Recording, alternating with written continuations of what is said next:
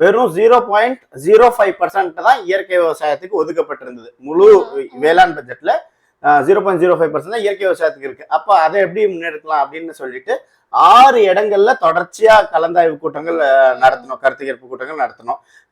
அது எப்படின்னா வந்து ஒரு ஜோன்லயுமே டிஃப்ரெண்ட் ஜோன்ஸா பிரிச்சு தமிழ்நாட்டை அந்த ஜோன்ஸ்ல ஸோ தட் எல்லாரோட பார்ட்டிசிபேஷன் இருக்கும். அக்ரிகல்ச்சர் வந்து ஒரு லொகேஷன் ஸ்பெசிஃபிக்கா இருக்கப்ப எல்லாரோட பார்ட்டிசிபேஷன் இருக்கும்ன்றதுக்காக திருவண்ணாமலை ஆரம்பிச்சோம். அதுக்கப்புறம் திருப்பூர், கோயம்புத்தூர் மண்டலத்துக்கு கோயம்புத்தூர், திருப்பூர் அங்க நடத்தணும்.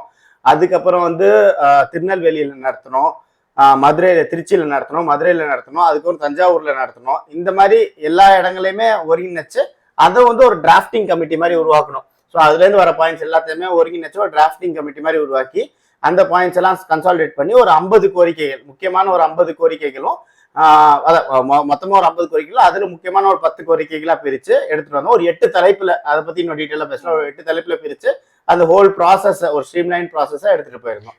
ஸோ இப்போ இந்த